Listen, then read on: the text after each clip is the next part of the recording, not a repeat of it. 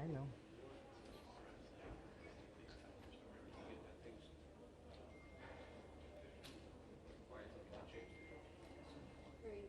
CNN, New York.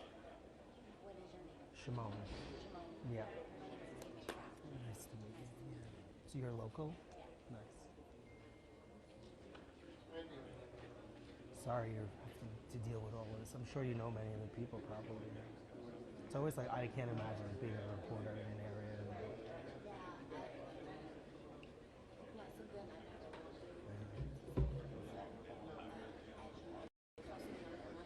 Yeah, I see. Yeah, yeah. It's always after you sort of try to decompress. It's hard.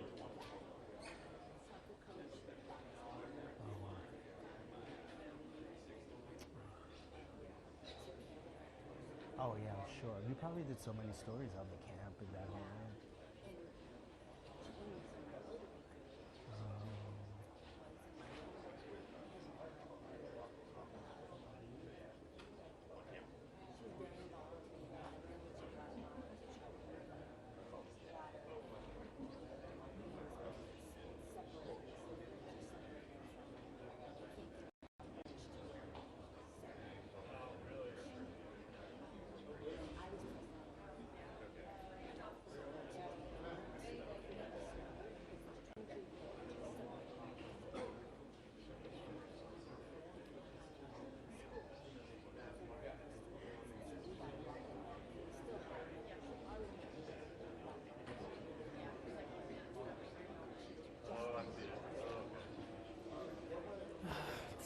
It's so awful.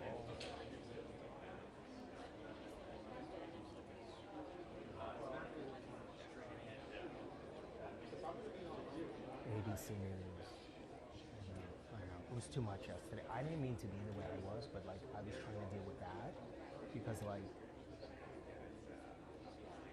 it was over the top. That's yes, and you could see he's setting up the angles.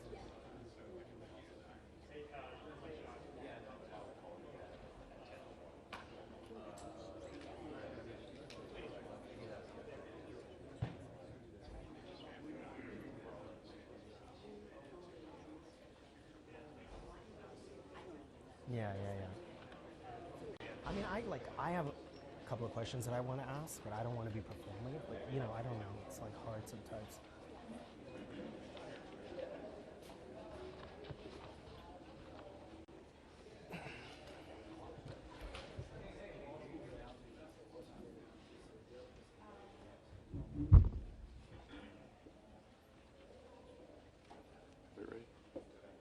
Okay, here's our morning update for July 8th.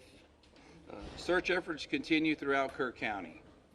As of 8 a.m. this morning, Central Time, there are 95 deceased. I'm going to kind of break down the numbers for you. On adults, there's 59, unidentified 14. Children, 36, unidentified 13. Camp Mystic currently still has missing 5 campers and 1 counselor. Officials report there are 161 missing people in Kerr County area. Community members are asked not to conduct debris management of their property until directed by law enforcement. There is also a no burn ban in Kerr County at this time until further notice. Let me give you a visual. I know probably all of y'all have been in our community capturing the aftermath of this disaster. But with that said, also take note that Kerr County is 1,100 square miles of beautiful but complex hill country. There are rural areas that may experience extended response times, areas where cell service is spotty, where the area is single-lane bridges and low water crossings. Sometimes evacuations is not the safest. Sometimes it's better to shelter in place. The hill country is not a one-size-fits-all place. First responders from emergency services throughout Kerr County promptly responded to the recent emergency as the situation unfolded. As with other significant events that are emergencies services encounter, this incident will be reviewed, you have my word, When or if necessary, if improvements need to be made, improvements will be made. What I'd like to do right now is kind of give you a breakdown. You know, I believe the latest report I had, we have 2,100 people out here at some capacity on this incident. Okay, as far as Kerr County Sheriff's Office right now, what our office is currently doing, it's a all hands on deck. Everybody we got are out here, but also we have additional 2,000 plus people helping us. But as far as our patrol division, you know, right now they're involved in answering calls. You have to remember, we still got day-to-day calls we have to handle. But they're also involved in different kinds of rescue and recovery efforts. My CID division, Criminal Investigation Division, is assisting with operations at the funeral home. They're also assisting with the identification process. My SOD division, Special Operations Division, is searching through heavy debris with heavy equipment. They're distributing assets with the Texas Game Wardens. They are also involved in recovery operations. Also, they're working with ES special agents on all recovery processes and with the volunteer fire departments. Our communications is overseeing the communication operation liaison with DPS also. Our emergency management, Doug Thomas, is in the EOC Center. Also with my chief, they're both in the EOC Center. At this time, I brought a couple of the guys. I was going to let Captain Jason Waldrop say a few words. Jason has been in the field, hands on deck this whole time. I hadn't been able to get out of here a lot. There's a lot to manage here. He's actually witnessed several things. He's kind of going to give you a few ideas and updates on what's going on in the field, where he's been and what he's been seeing. And then we'll turn it over to Sergeant Jack Lamb. Captain Jason Waldrop. Nope. Go ahead. So this want to kind of give you all an update on some of the things that we as the Sheriff Department can do. One particular thing that we have done in order to help assist in locating the missing is we've coordinated a team with a local construction company, the Texas Department of Public Safety, some fire departments from within Kerr County, a fire department from Acuña, Mexico, and we are looking in Texas Department of Public Safety, some fire departments from within Kerr County, a fire department from Acuña, Mexico, and we are looking and searching the deeply impacted flood debris along the river. So these areas are where a lot of this debris is bottlenecked, so it's a lot of large trees, it's a lot of the vehicles, it's a lot of home structures have built up in these areas. So we are using very heavy equipment, excavators, skid loaders, to remove this material and do a deep impact search of where this is. So what we ask is, for those who are out there working, the local residents, the families of the missing, even some of the search teams, if you see these very large excavators working, please avoid these areas. We are trying to control these work sites. We have spotters on the ground, so as this material is being removed, we are looking for anything of a sign of a person that may be within this material. These operators have very limited vision with these large excavators, so please avoid these areas that they're working. We are still spotting areas up and down the river where we can take apart these materials and hopefully locate some more of the missing. So that's one main thing that we've been doing along the river to help this process. Sergeant Lamb. Thank you, Captain. Morning. Jonathan Lamb, Kerrville Police Department. We want to remind folks that if you've reported a loved one missing and they've returned home safely or been found safely, it's vitally important that you let us know that that person is no longer among the missing. We need to keep an accurate count, as accurate as possible. So if you've reported somebody missing and they've been recovered safely, please let us know. Go to the website, kerrvillemissing.dps.texas.gov, or call 830-258-1111. And once again, kerrvillemissing.dps.texas.gov, 830-258-1111.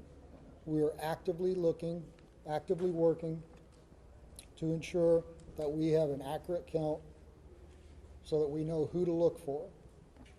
And now I want to talk to the people here in this community, inside the city limits of Kerrville, people in Kerr County. A few things. We know that folks are beginning to clean up. We have large debris piles. And we ask them not to use heavy equipment to take down those debris piles until they've been checked by a search party, because it's possible there are victims in that debris pile. We don't want to disturb that. Please give us a call, our non-emergency numbers at the police department and the sheriff's department, and let us know that you've got a debris pile that needs to be checked before you begin that level of cleanup. Sheriff Letha mentioned the burn ban. That's countywide. We need people to respect that. Do not burn during this time. And we continue to ask people to steer clear of the area and let our first responders work. Again, this operation is ongoing and continuous. Our first responders are trying to get to places to do their jobs. And people come in here from outside the community and people within the community who want to go sightsee and look at the river and see the flood damage. It's making our job very hard. We ask folks to give us room to work. I want to talk a little bit about the events that happened on the morning of July 4th, what the Kerrville Police Department and other first responders were doing in those early morning hours. And I want to start outside of Kerrville, out in Hunt.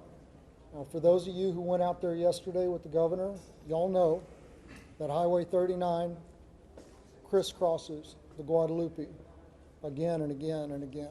And all of those low water crossings, when they flood, they create islands where you can't get in and you can't get out, trapping people in their homes, trapping people in vehicles. And that's what happened on the morning of July 4th. One of our patrol sergeants lives out there in Hunt, and he got up, he got ready to go to work, and he realized when he hit the intersection of FM 1340 and Highway 39 that he was trapped on an island that was Hunt, Texas. And he saw people, dozens of people, trapped on roofs. He saw people trapped in swift moving water. He gave them encouragement over his public address system in his vehicle. He told them to be strong, that he would get to them as quickly as he could, and to hang on. And he knew he needed help. He went to another detective, Kerrville Police Department detective who lives out there, and he woke him up and he said, "It's bad. I need you to get your gear on and come find me." And then he went back out.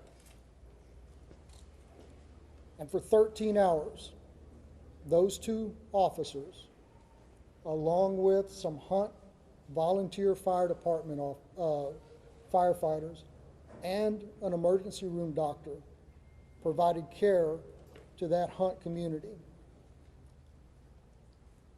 When it was safe to do so, they waded into the water and they rescued people. They got people down off of roofs. They collected them there at the Hunt School.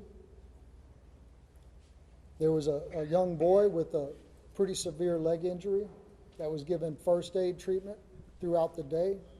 Other people came.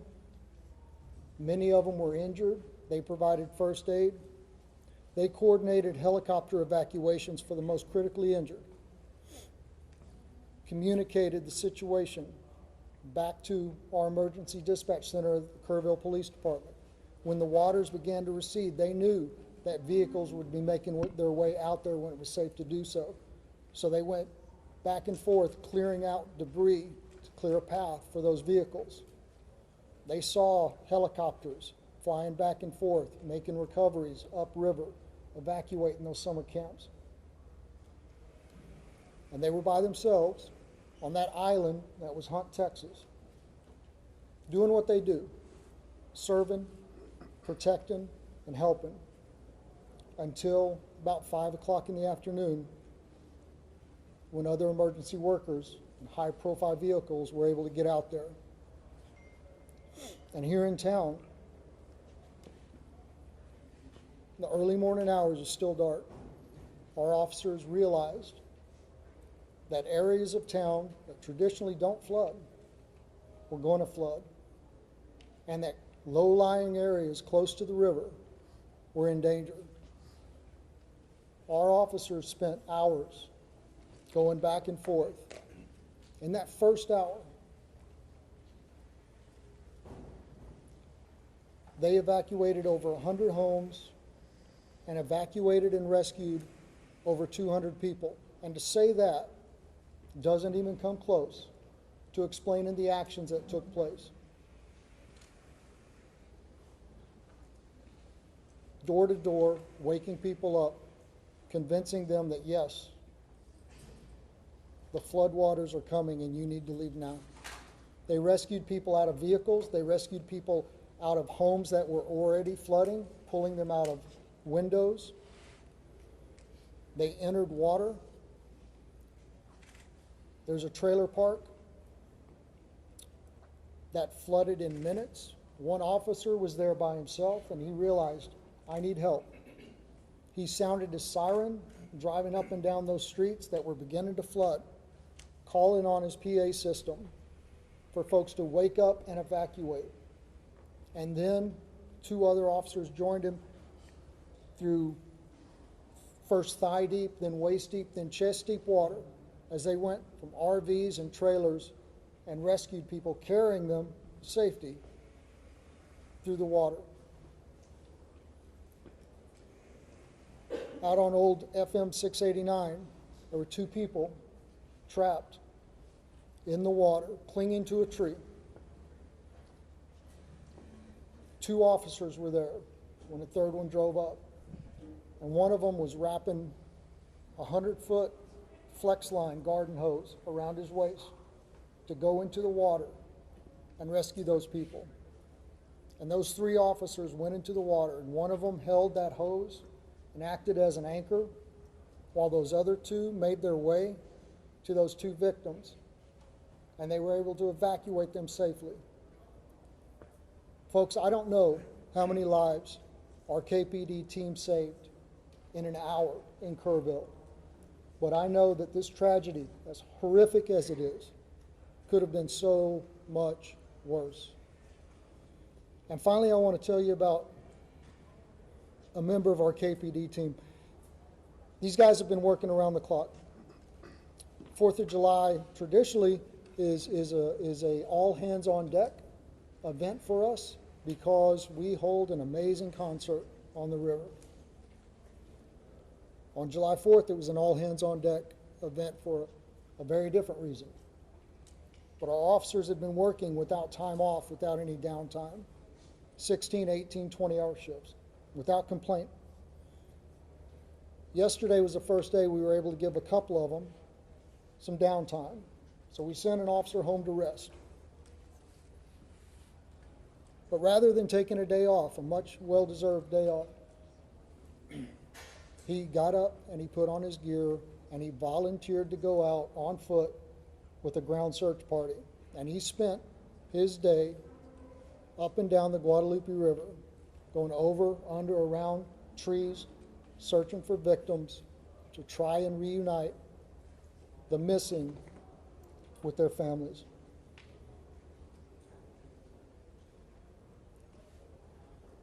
I think that is Texans helping Texans in the greatest sense of the word. That's what community is. And that's what's important right now. I want to continue to thank y'all for helping us spread the messages that need to be spread. Before I open this up for a very few questions, just ask you to please, just ask you to please say your name and who you're with before we do that. Yes, sir, right here. Oh, I'm sorry. The mayor is supposed to speak now. I apologize. Mr. Mayor, I'm sorry. Good morning, everyone. As Jonathan Lamb has said, this is a story of tragedy, but it's also a story of heroes.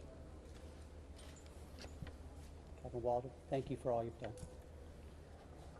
Every first responder, thank you for all you have done. The recent numbers reported break my heart.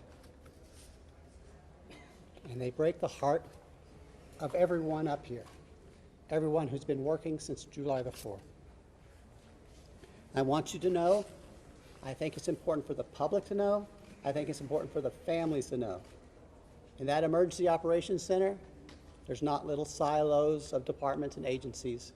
They're working as one team with one goal, to find the missing and bring them home. I'm grateful for every first responder, every helper in every field. Those who are feeding the hungry, those who are providing shelter to people who have no home, those who are providing clothing, who no longer have a wardrobe. I'm also grateful for the generosity of the world. Two companies that are hometown companies, companies that started in Kerrville, Texas, announced today and yesterday that they will be donating to the relief effort. Everyone in Kerrville is proud of HEB and James Avery Artisan Jewelry. Had a different name for so long, I'm sorry. Those two companies started here. Their heart is here. We are committed to helping others. After you all go home or go to the next story, we will still be here. We live here.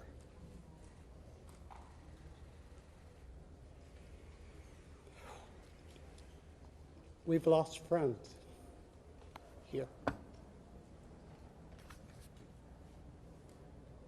If you feel able to donate to the relief fund, the best source we are recommending is the Community Foundation of the Texas Hill Country. That's the community their website is communityfoundation.net.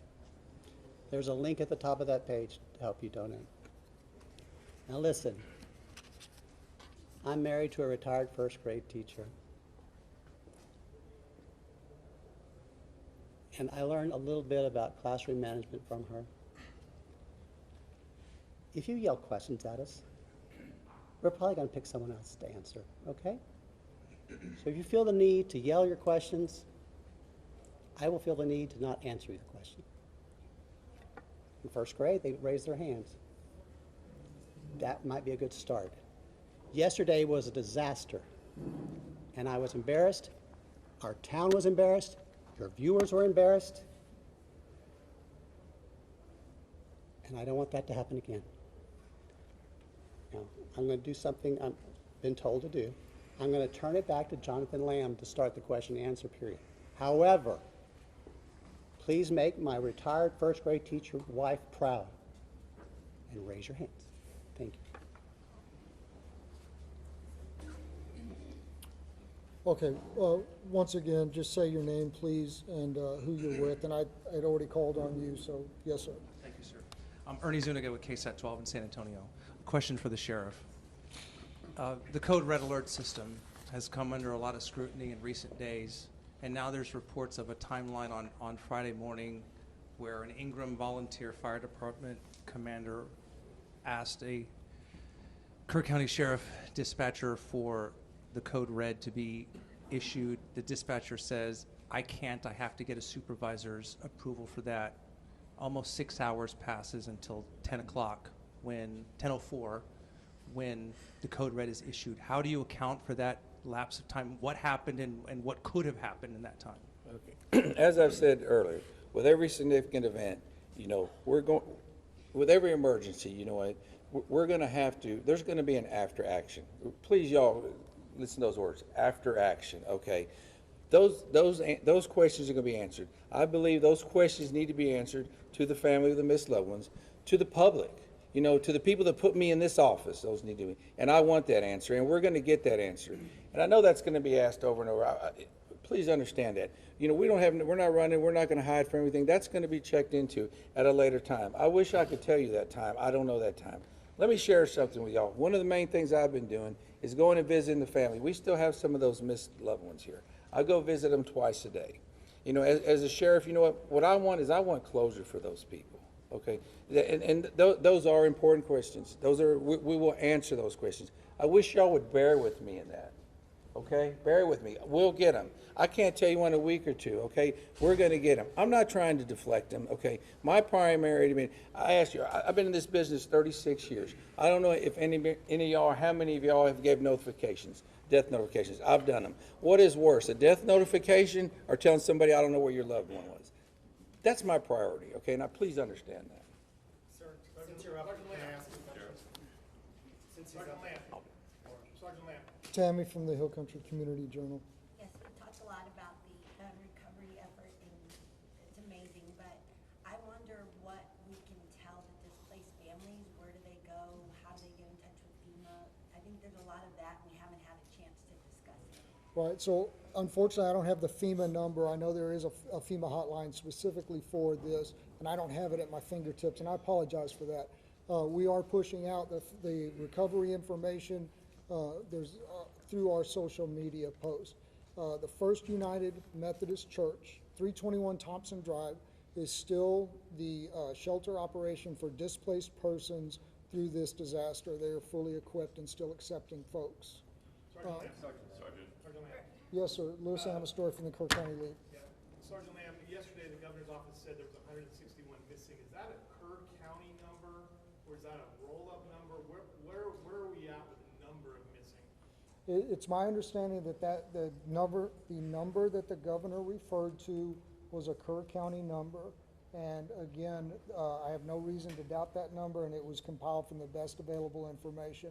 But we are asking folks to make sure that the numbers that we have are accurate. So if somebody has been reported missing and they have now been accounted for, please let us know that so we can revise those numbers and make sure that they continue to be accurate. Yes, ma'am. Thank you. Thank you, Juanita with Telemundo NBC. Yesterday, Governor Abbott said that 2 days prior to the disaster, he had provided resources and they were here on ground. I know this is a question for you or for the mayor, but he said you guys were prepared, that you had those essentials. What happened? Did you guys have those resources? Yeah, listen, I'm going to just say what has already been said. At the appropriate time, all of that is going to be reviewed and checked into. I don't have the answer to that question right now. I don't have that information. And rather than speculate, it would be irresponsible for me to do that. Mayor, So, could you speak on that? Repeat the question, please. Yesterday, Governor Greg Abbott said 2 days prior to the disaster, he had provided the town with more than enough resources to respond to the disaster. Were those resources here? Locals tell us they didn't see any resources. They didn't see anyone until hours after the disaster. Thank you. What resources did you guys have, and why wasn't there any response? Okay. I didn't see the governor's remarks. I haven't seen the governor's remarks. Last night we had a city council meeting and I was required to be there. And so I'm sorry, I don't know what resources TDM had in place at that time.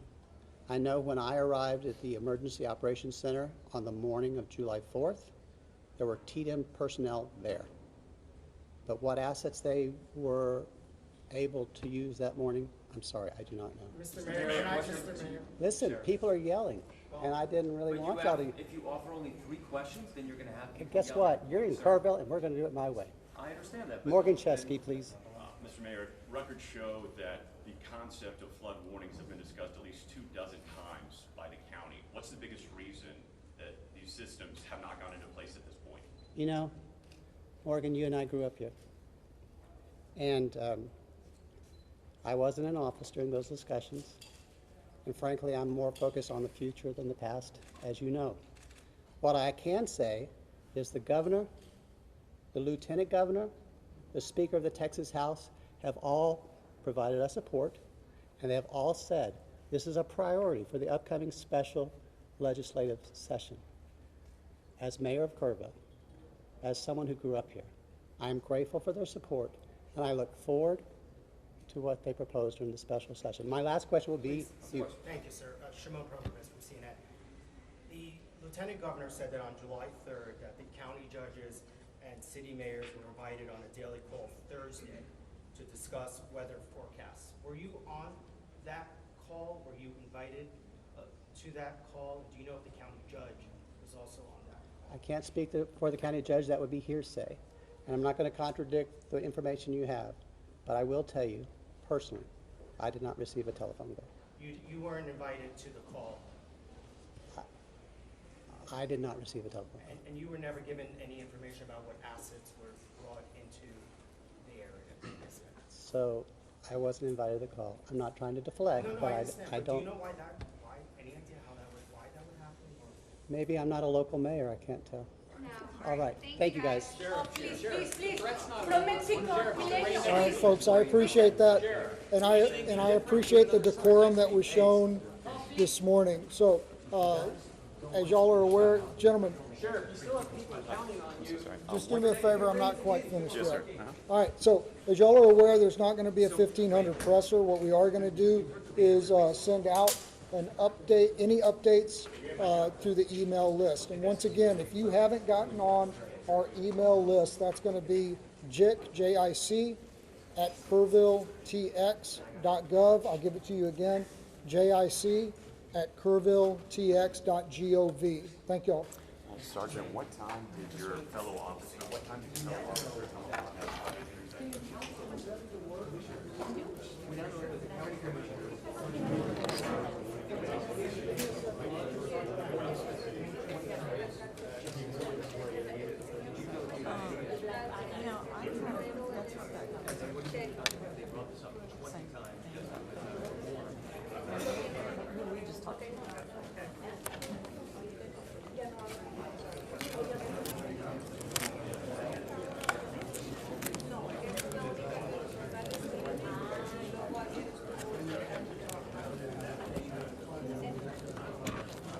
So much for that.